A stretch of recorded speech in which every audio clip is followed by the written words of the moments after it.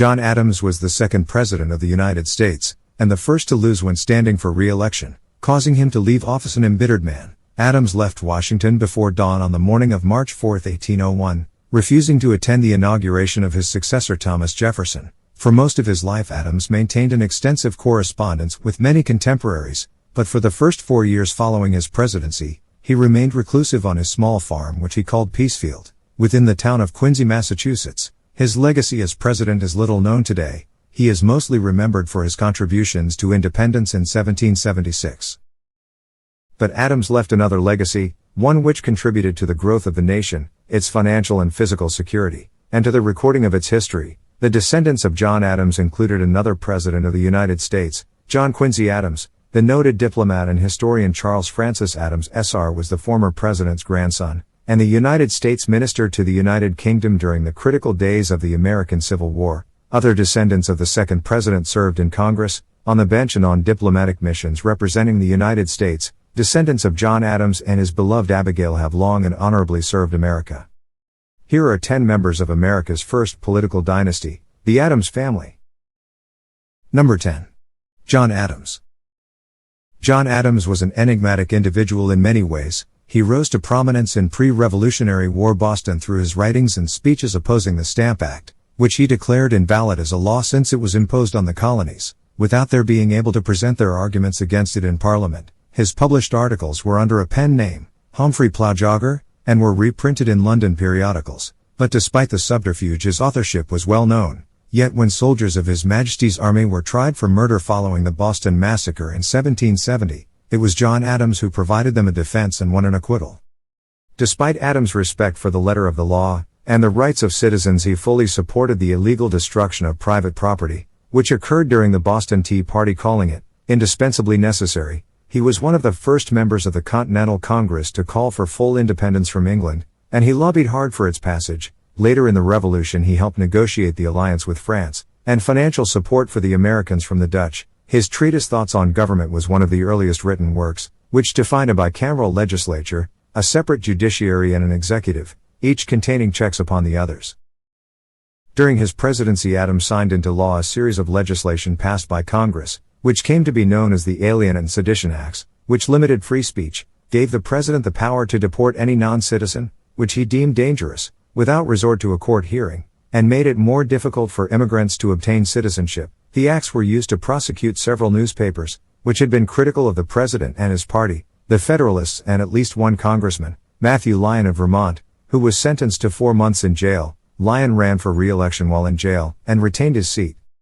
The party system, which had begun under Washington's presidency, and against which he warned in his valedictory letter to the nation, emerged full-blown during Adams' term in office. The Federalists were opposed by the Democratic Republicans of Jefferson, which took advantage of superior organization to defeat Adams in the election of 1800. Thus the nation's second president became its first one-term president. The following 3 administrations all lasted 2 terms, and all of the occupants of the executive mansion were gentlemen planters from Virginia, Jefferson, Madison, and Monroe. The influence of New England in national affairs began to wane.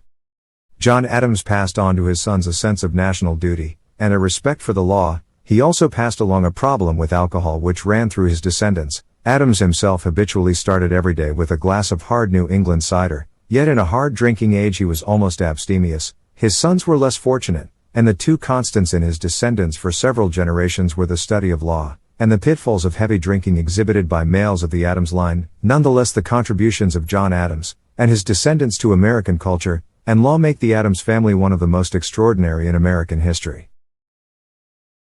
Number 9. John Quincy Adams. John Quincy Adams was a skillful negotiator and shaper of foreign affairs, using diplomatic skills which he undoubtedly acquired from his mother. As his father's diplomacy was often somewhat ham-handed, Quincy represented the United States when negotiating the treaty which ended the War of 1812, successfully negotiated the purchase and annexation of Florida from Spain in 1819, and he created the agreement with England establishing the U.S. border with Canada in 1818. It was Quincy who wrote the text of what became known to the world as the Monroe Doctrine, while serving as Secretary of State under President James Monroe. Few men ever entered the presidency better prepared for it than John Quincy Adams. By the time he was elected, Quincy had served as the minister to Russia, the first from the United States, and to the court of St. James, as had his father before him. He had also served as minister to the Netherlands and Prussia, as a United States Senator and as Secretary of State under Monroe. His service as a diplomat and minister to foreign powers, during the formative years of the Republic he represented did much to enhance American prestige in the first 2 decades of the 19th century, as Europe collapsed in wars following the chaos of the French Revolution and the rise of Napoleon. As president, Quincy was central to driving down the national debt he inherited from his predecessor, elected in what his rival Andrew Jackson called a corrupt bargain. When the election was thrown into the House of Representatives, Quincy believed in a broad definition of the Constitution and the power of the federal government. He advocated for internal improvements to more readily connect the growing number of states, with the federal government pushing the Cumberland Road into Ohio, the construction of canals to connect the Great Lakes with the Ohio River system, and navigational improvements on the rivers.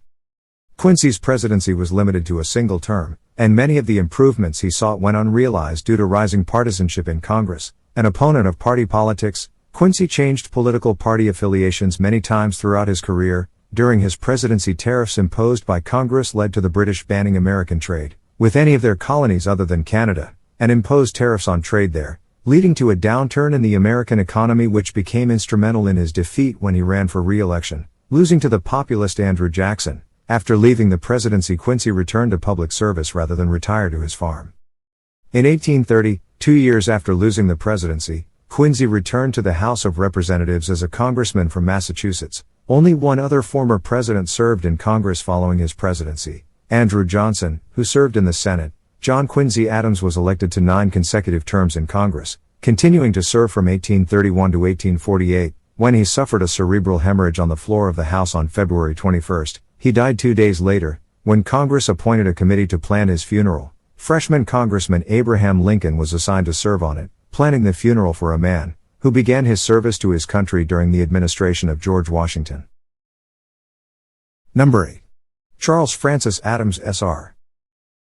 Alcoholism ran in the Adams family. John Adams' son Charles died at the age of 29 of cirrhosis. After struggling with the bottle for years, John Quincy Adams had 3 sons, 2 of whom died young after long bouts with alcoholism, which may have been brought on by a depressive illness, which went undiagnosed at the time. Quincy's son George Washington Adams died a suicide after problems with drinking. His brother John Adams too likewise suffered from the ravages of alcoholism, and died at the age of 31. Charles Francis Adams managed to avoid what seemed to be a family curse. He studied law under Daniel Webster after graduating from Harvard and then practiced in Boston.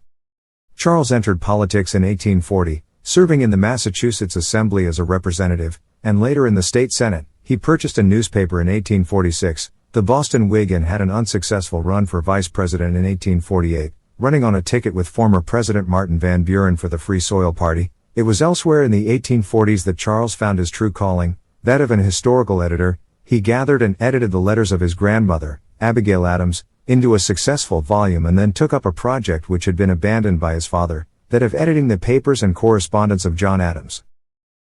Charles produced a 2-volume biography of his grandfather, 8 editions of a work entitled John Adams' Diary and Autobiography, and a collection of John Adams' speeches, political writings, diary notations regarding political events, and other notes, entitled The Works of John Adams, Esquire, 2nd President of the United States. This was until 1954 the only source for scholars and researchers looking for primary sources regarding John Adams and his career during the Revolution and the beginning of the Republic. In 1954, the Adams family donated John Adams' original papers to the Massachusetts Historical Society, and a review of the original materials revealed that Charles was faithful to the historical record. Charles was elected to Congress twice beginning in 1858, but resigned in 1861, to accept Lincoln's appointment of him to be the U.S. Minister to the Court of St. James, a post which had been held by both his father and grandfather. By the time Charles arrived in London, the British had already recognized the South as a belligerent, but not as an independent nation, and Charles was instrumental in maintaining the status quo. Charles was also tasked with monitoring the activities of the representatives of the Confederacy in London, who were not accredited by the British government, but were allowed to remain in London, as well as keeping an eye on the ships built for the South in British shipyards.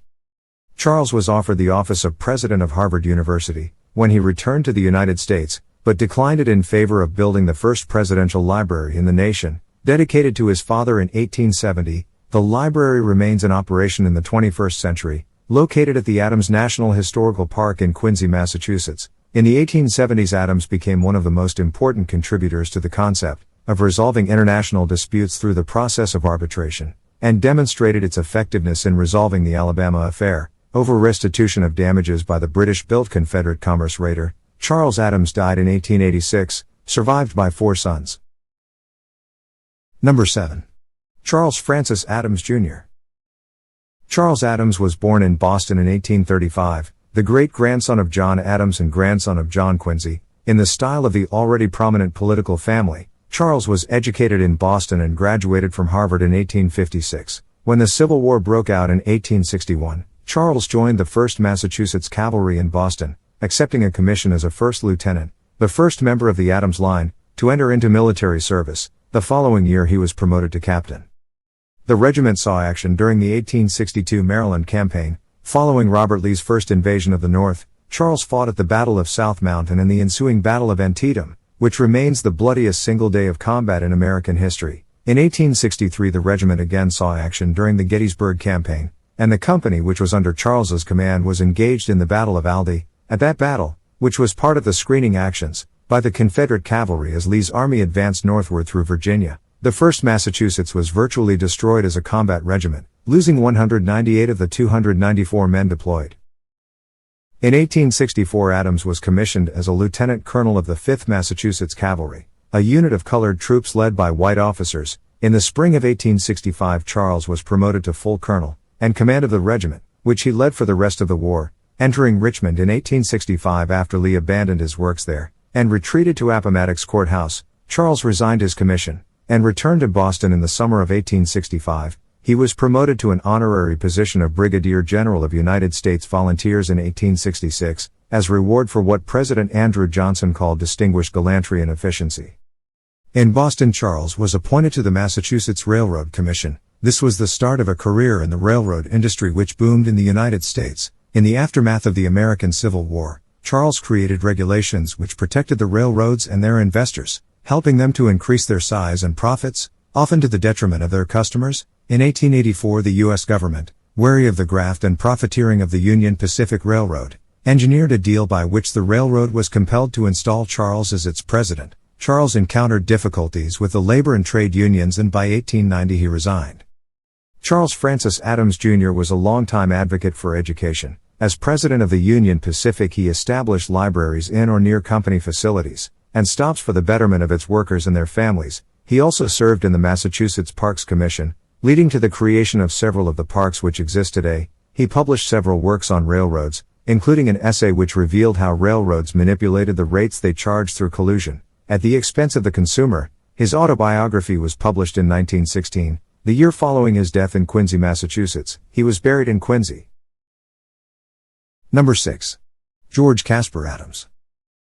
George Caspar Adams was the nephew of Charles Francis Adams Jr. His father, John Quincy Adams II, had like his brother Charles served in the Union Army during the Civil War. Following the war he served in various local political offices, and on civil boards in Quincy, Massachusetts, the Adams family seat. As was traditional among the men of the Adams family, George was educated locally before being enrolled at Harvard in 1882, while George was attending prep school at Adams Academy, which had risen from an original endowment from John Adams. He became enamored of the game of football, which was somewhat different from the game as played today. Football as it had been played by Harvard used a different set of rules than those from other schools, including Yale and Princeton, called the Boston Rules, and referred to by the players and fans as fight 'em football. They led to a violent game. Some schools used rules which more closely resembled soccer, though tackling the ball handler was allowed, while others, including Harvard, played a game which was similar to rugby. The violence of the game, in which 22 men opposed each other, and among the fans led to schools intermittently banning and reinstating its play on campus or by students of the school off campus. In 1886 Harvard suspended its football program, a situation which George found unacceptable. George immediately began a campaign to reinstate the program, initiating a petition and soliciting support from fellow students and alumni. The status of his family name and his direct lineage to not one, but two former presidents of the United States undoubtedly helped him in his task. Equally as helpful was likely the presence of his father in the Harvard Corporation, as well as the prestige of his uncle as the chairman of the State Parks Commission. George was successful in getting the season reinstated, and subsequently played on the team throughout that year's play. The team was ostensibly coached by Frank Mason, appointed by the team captain during 1886. The following year coaching decisions were made by the team captains. George graduated in 1886, but remained at Harvard helping to manage and coach the football team. In 1890 George and fellow Harvard graduate, and former player George Stewart were appointed to coach the Harvard football team, and manage the program on a full-time basis. This was the first organized coaching system to be installed at Harvard. George remained a coach and manager at Harvard from 1890 to 1892, and the Crimson compiled a record of 34 wins against but 2 losses during that time. George developed an interest in recreational yachting as well as building racing yachts in Boston. He also became a major investor in real estate in Boston and its environs, but he never lost interest in Harvard football, which developed into a national power, and won several national championships in college football's fledgling years. George Caspar Adams became a victim of tuberculosis, and concentrated on sailing to bolster his failing health, but he died of the disease at the Adams family seat in Quincy in 1900. Harvard was then the reigning national champion in football. Number 5. Henry Brooks Adams. When Charles Francis Adams traveled to London, to serve as Abraham Lincoln's minister to the court of St. James, he took with him his son Henry to serve as his personal secretary. The young Henry had graduated from Harvard in 1858, after which he had taken a tour of Europe, where he attended law lectures in Berlin. His legal education complete, he returned to the United States in 1860, to find a heated presidential election, and threats of secession being uttered by several of the southern states. His father won re-election to the House that fall, and asked Henry to serve in Washington as his personal secretary, a post Henry reluctantly accepted.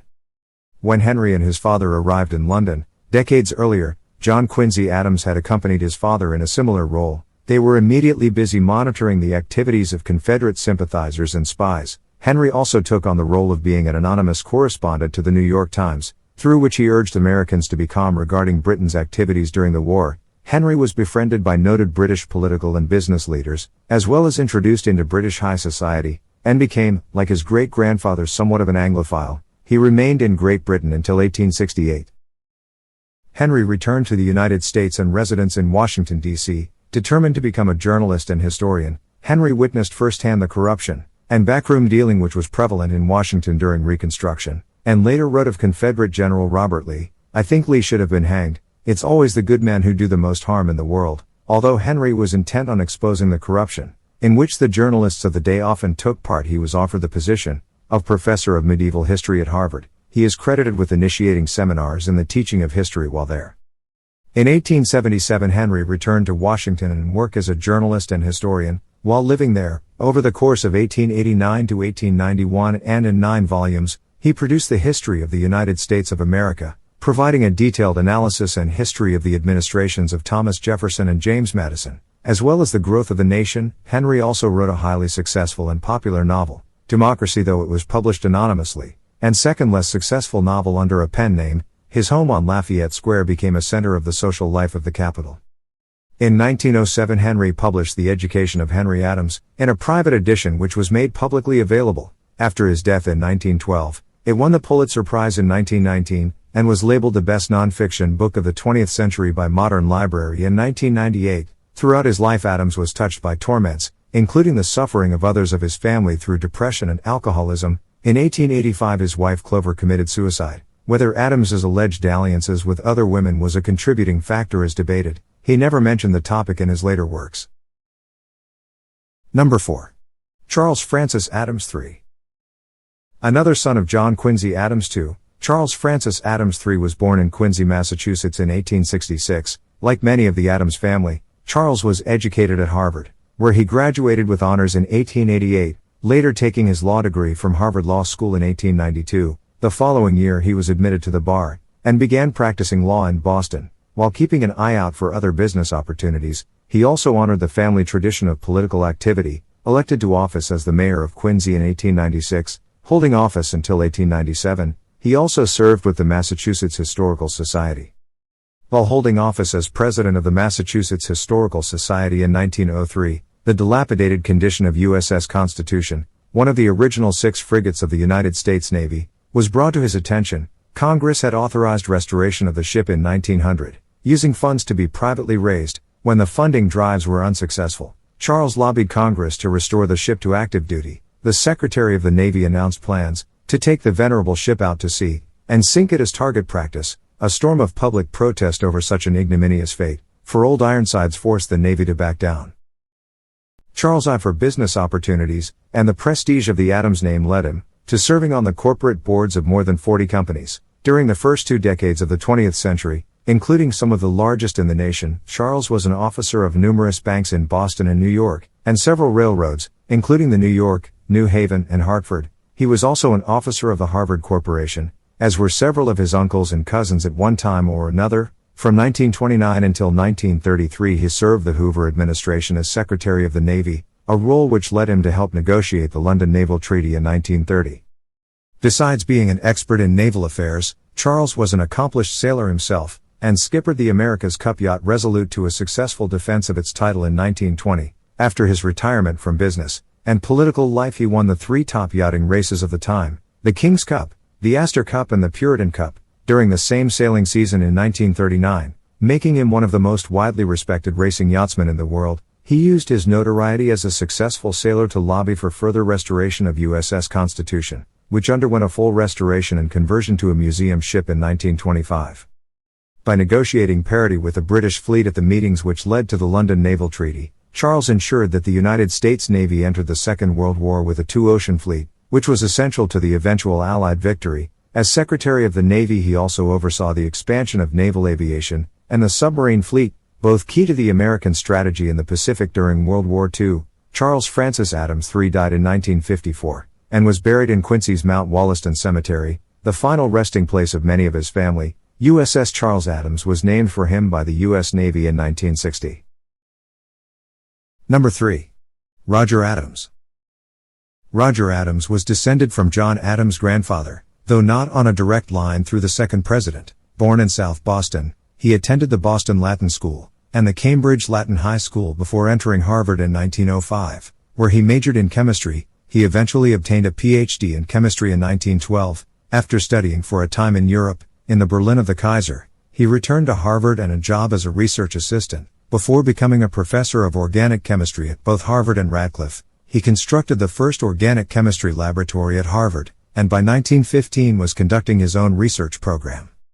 In 1916 Roger moved to the University of Illinois at Urbana-Champaign, where he remained on the faculty for the ensuing 56 years. While there Roger made several significant contributions to the modern graduate student curriculum, and the research conducted by his students and his own work led to breakthroughs in the development of anesthetics. Part of his research in this area led to his conducting extensive research into the active ingredients in cannabis, and his publications, and those of his students, attracted the attention of J. Edgar Hoover in the FBI, especially after Roger worked with the Army during World War I, researching poison gases.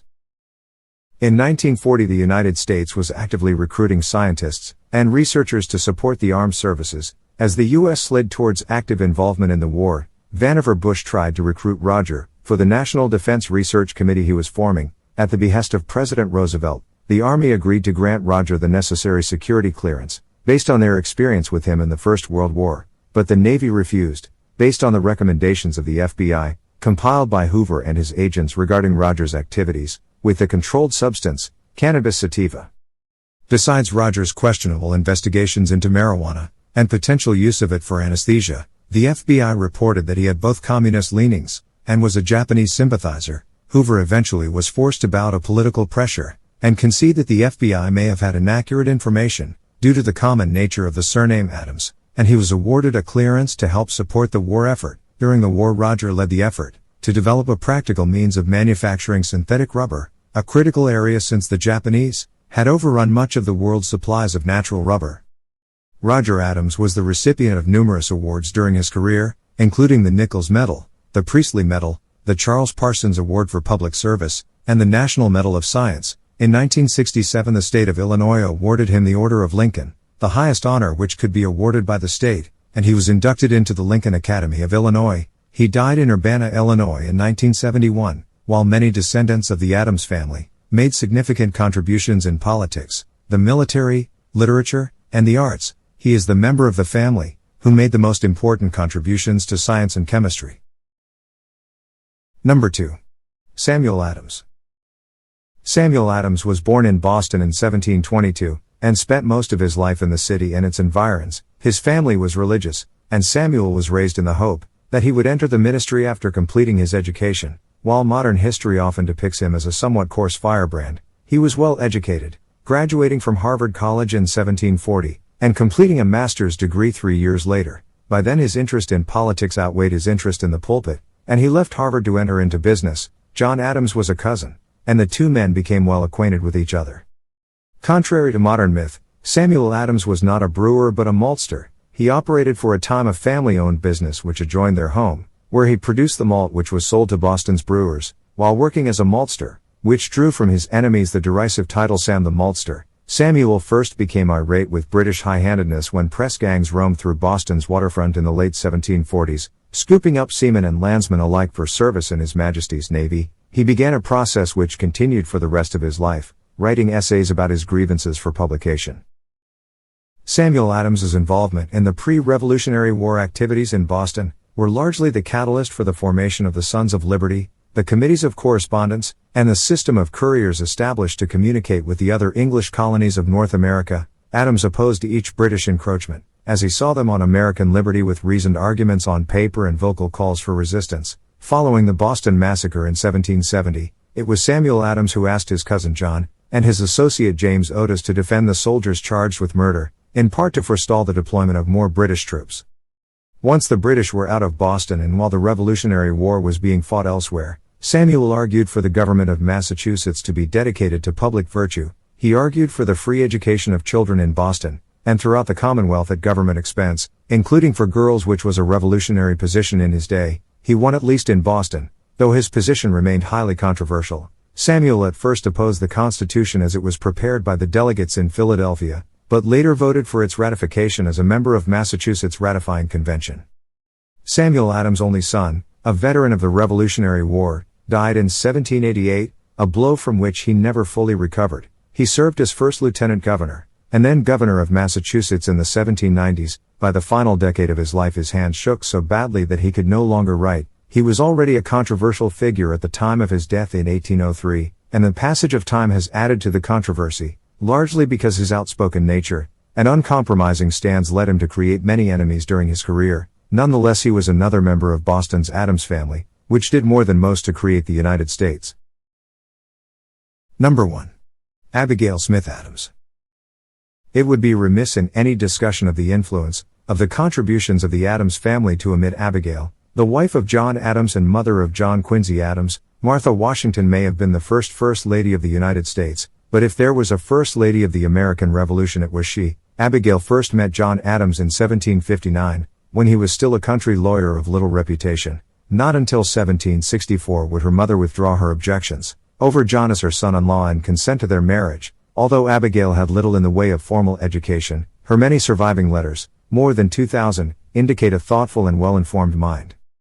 Abigail was forced to endure many long separations from her husband during his travels to Philadelphia, times when the operation of the Adams farm and the raising of her children fell solely upon her. She bore 6 children in 12 years, one of them stillborn and another who died at the age of 2. It also fell to Abigail to supervise the family's finances, including investing their money when John's law practice began to become more lucrative, an unusual situation in colonial times. Despite these pressures on her time, she maintained a long correspondence with many of the founders throughout the colonial period, the Revolution and the tumultuous founding of the government. She exchanged letters with George Washington, Thomas Jefferson, Samuel Adams, Benjamin Franklin, and of course with her husband John. In her letter she was frank but diplomatic, informed and opinionated, sometimes a bit catty, more often fair. There was a vivaciousness in some of her letters, and a Puritan contempt in others. In 1784 she traveled to Paris to be with her husband, and later joined him when he served as the minister to the court of St. James in England. In Paris she discovered in herself a hitherto unknown enjoyment of the theatre, though her New England upbringing led her to sniff at French society and mores. In London she found herself treated with snobbish disdain, and she learned to dislike the British and their capital city. When her husband ascended to the presidency, she became politically active in Philadelphia, and later in Washington, to the point that some of her husband's enemies, and even some allies, referred to her as Mrs. President. She may have been the first political leaker in Washington, using editors whom she entertained among other guests at weekly formal dinners, as listening posts for stories she would tell about her husband, and the goals of his administration. In a letter to her, John once referred to what he called the despotism of the petticoats. She endured the early death of 3 of her children, and the death through alcoholism of 2 of her sons. for which she had held high hopes. In 1818 she wrote, regarding religion and the Great Awakening then sweeping America, when will mankind be convinced that true religion is from the heart, between man and his Creator, and not the imposition of man or creeds and tests? Abigail was the foundation of the Adams family dynasty, and a potent force during America's formative years, even without measuring the impact her private conversations with her husband and others had on the founding of the nation and the administrations of two presidents.